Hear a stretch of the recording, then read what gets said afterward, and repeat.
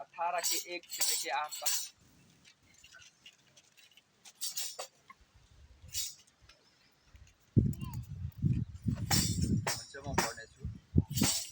विधवाकोले मलाई हैरान पारेकी हुनाले म तिनको न्याय गरिदिनेछु, नत्रता तिनी एकोहोरो भएर मलाई वाक बनाउने छिन्। प्रभुले भन्नुभयो, सुन ती अधर्मी न्यायाधीशले के भन्दछ। 7 के परमप्रभुले उहाँलाई रात दिन पुकार्ने आफ्ना चुनिएकाहरूको न्याय गरिदिनुहुन्न र? के उहाँले तिनीहरूका निम्ति ब्यालो गर्नुहुन्छ र? 8 म तिमीहरूलाई भन्दछु, उहाँले चाँडै नै तिनीहरूको न्याय गरिदिनुहुनेछ। तापनि मानिसको पुत्र आउँदा के उसले पृथ्वीमा विश्वास भेटाउने छन् र? आमेन। यो पढाइबाट अनि प्रभुलाई महिमा होस्। यहाँ पर देखते हैं, यहाँ पे लिखा है इंपॉर्चुनिटी इन प्रेयर कहकर लिखा है। अर्थात कहने का मतलब हम लोग निरंतर प्रार्थना में रहने चाहिए। यहाँ पे हम शरीर के लिए इतना थकित और व्याकुल हो जाते हैं कि हम लोग परमेश्वर को उतना वक्त समय हम नहीं दे सकते हैं। मगर यहाँ पर एक उदाहरण है।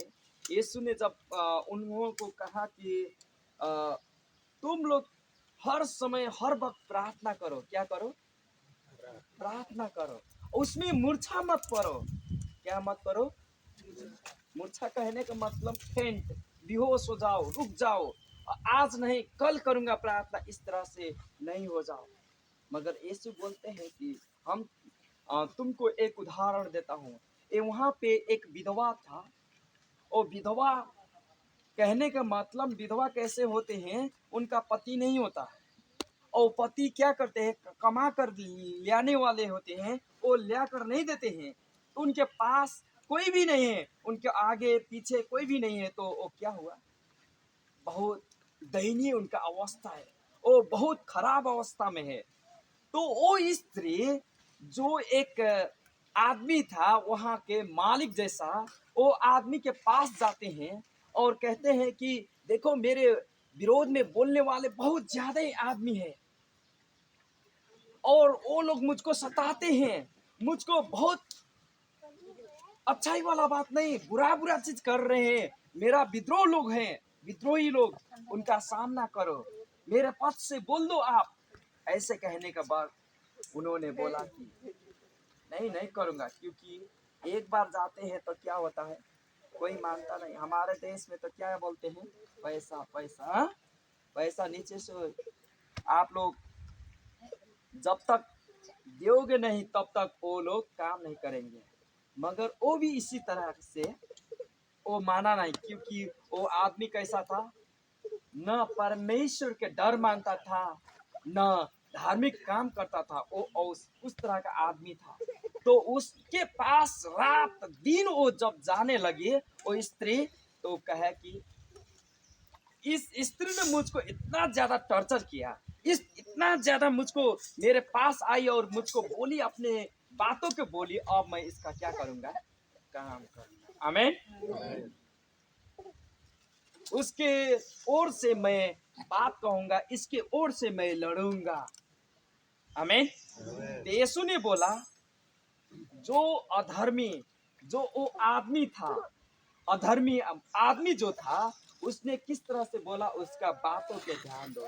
क्या करो, उसका बातों को ध्यान दो। यीशु ने बोला, बोले 6 पद में देखिए तो, पढ़िए तो फिर तो।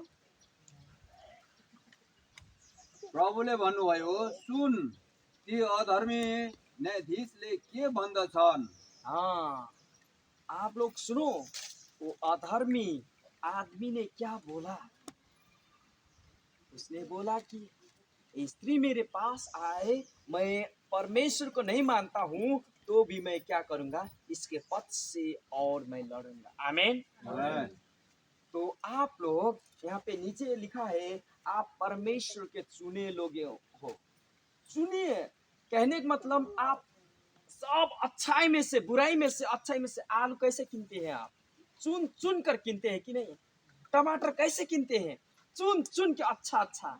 तो आप लोग को भी परमेश्वर ने ये देश में से, अपने गांवों में से सबसे पहले किसको चुना? आपको चुना। आमेन। आमीन। क्योंकि आप परमेश्वर के नजर में आप अच्छाई दिख रहे थे, आप में काम करना चाहते हैं परमेश्वर, तभी तो आपको चुने परमेश्वर। आमीन। तो परमेश्वर बोलते हैं कि अगर उन्होंने अपने चुने हुए, आप चुने हुए हैं तो अपने लहू से आपको किने फिर भी हुए हैं। प्रेरित 20 के 28 बोलता है कि अपने लहू से वो किने हुए हैं आपको। तो वो किने हुए को वो कितना काम करते हैं आपको मालूम नहीं है, मगर ये वचन बताती है कि वो आपको लिए अपने प्राण भी वो रख दिए हैं। आमीन। उस तरह के प्रेम करते हैं। तो आप बोलिए कि आपका बेटा बेटी को जितना प्यार प्यार करते हैं, प्रेम करते हैं, उतना से ज्यादा वो परमेश्वर जो स्वर्ग में है वो आपको प्रेम करते हैं। आमीन। आमेन। और जैसे अधर्मी आदमी ने उस तरह से काम किया, अगर आप रात और दिन और प्रार्थना करेंगे तो परमेश्वर आपको क्या करेंगे? बहुत ज्यादा आशीष देंगे। आमीन। रात और दिन वो धर्मी है, वो दयालु है। हमारे जैसे हृदय नहीं है, मनुष्य के जैसा हृदय नहीं है, मगर इतना बड़ा हमारे पास इतना होगा दया, मगर उनके पास इतना है। वो समुद्र के खानी है, वो खजाना रखने वाला, खजाना के भंडार है वो।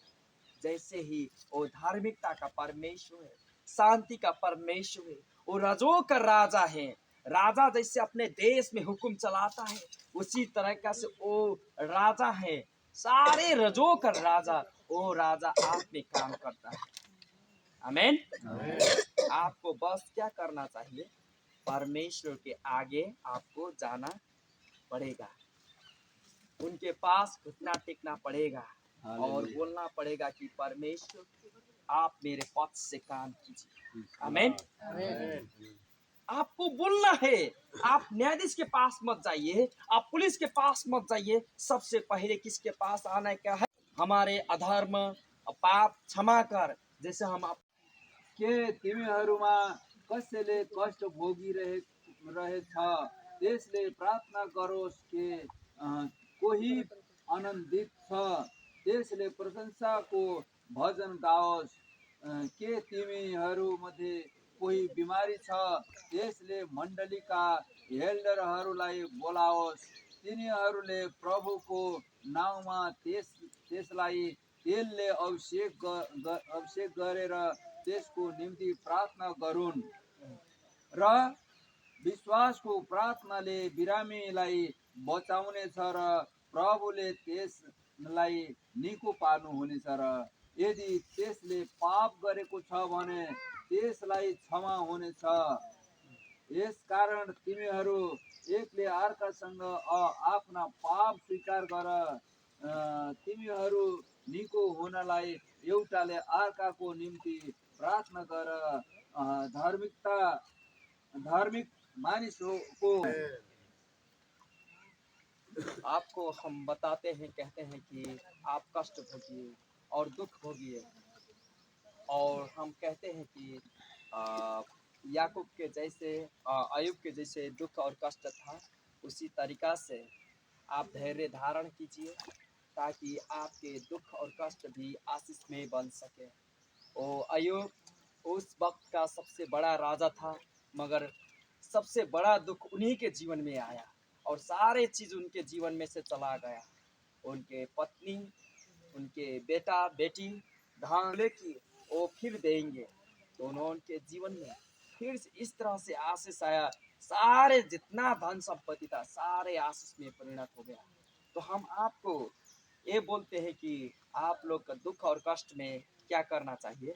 धैर्यता करनी चाहिए। आपको परमेश्वर में पारख जैसे होता है, उसी तरह से आपको भी जांच होता है, उस समय आपको पारख करना चाहिए, समय को इंतजार करना चाहिए, धैर्य करना चाहिए।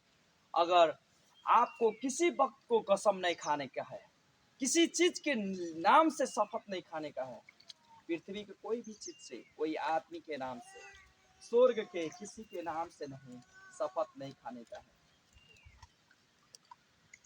यरूशलेम के नाम से भी नहीं, मगर आपकी बोली यस मीन्स एस होना चाहिए। कहने का मतलब हाँ की मतलब हाँ, नहीं की मतलब नहीं, ये दोनों के वक्त से और कुछ नहीं। और आपके बीच में अगर कोई अ, परीक्षा से गुजर रहे हैं, बीमार हैं, तो वो लोग क्या करना चाहिए? प्रार्थना करना चाहिए। और आपके बीच में कोई खुशी में है, आनंद में है, तो भजन संग्रह का गीत गाने का चाहिए। और आपके बीच में कोई कष्ट से भोग रहा है, तो वो लोग बीमार से होके चल रहे हैं, तो वो लोग अपने अगुआ के, पास्टर के बुला सकते हैं और उनके लिए प्रार्थना होगा, तेल का अभिषेक कर सकते हैं उनको, ताकि वो मलहम पट्टी का जैसे काम कर सके। वो कहने का मतलब जितने भी है, और एक दूसरे के पाप को क्षमा करे और एक दूसरे के लिए प्रार्थना करे, ताकि आप लोग ठीक रहें। तो हम ये सिखा रहे हैं, जैसे परमेश्वर ने, यीशु ने सिखाए आपको प्रार्थना करने के लिए, उसी तरीका से हम वो प्रार्थना भी समझिए। मत्ती 6 अध्याय में जो लिखा है 9 से 15 में, वो उसको भी समझिए, याकूब के ये पुस्तक को भी समझिए, और फिलिप्पी 4 अध्याय के 1 से लेकर 9 तक के भी अध्याय दूसरों को लिए प्रार्थना करें, दूसरों को लिए भी वो समझे और अपने लिए भी प्रार्थना करें, ताकि धार्मिकता का प्रार्थना क्या करता है? बहुत शक्तिशाली और प्रभावशाली होता है। आमीन। और जैसे ही आप इस तरह से काम करेंगे, प्रार्थना में जोड़ देंगे, तो हम कल एस्टरडे जो हम चौपत्ता में हम वचन प्रचार किए थे, वो वचन आपके जीवन में पूरा होगा। जिससे हमने कहा कि सारे चीज के नया बनाए हैं परमेश्वर, और चाहते हैं आपके घर में, परिवार में आशीष देने, आपके खेतियों में आशीष देना परमेश्वर चाहते हैं। उसके लिए आप परमेश्वर को प्रेम करें और परमेश्वर में रहे, उनकी आज्ञा के पालन करें, तो परमेश्वर आपको क्या देंगे? आशीष देंगे। आमीन। हालेलुया। हम इस वक्त हम वचन को यहीं पे रखते हैं। हम आपके लिए हम बोलते हैं कि प्रकाश के पुस्तक 21 के 5, और हर चीज के समय है, वो समय में आपके जीवन में काम करेंगे। उपदेशक 3 के 1, और व्यवस्था 11 अध्याय के 11 से लेकर 15 तक आप पढ़िए आपके घर में, और उसको मनन कीजिए और प्रार्थना कीजिए, ताकि आपके जीवन में ये वर्ष के शुरुआत से लेके इस वर्ष के अंत तक परमेश्वर आपके जीवन में काम करे, आपकी राहों में काम करे। टेढ़ मेढ़ वाला राह सीधा रहे, आपके सारे चीज परमेश्वर के दे, आपके काम, आपके परिवार, आपके खेती, पशुपालन, सारे चीज परमेश्वर के दे, तो परमेश्वर आपको क्या करेंगे? आशीषित तुल्याएंगे। वो परमेश्वर के क्या है? प्रतिज्ञा है। आमीन। आमीन। परमेश्वर की महिमा हो। वचन को यहीं पर रखते हैं। आइए हम सारे जन हम प्रार्थना करेंगे, अंतिम प्रार्थना करेंगे, और हम आपके लिए आशीष मांगेंगे। इस समय हम छोटा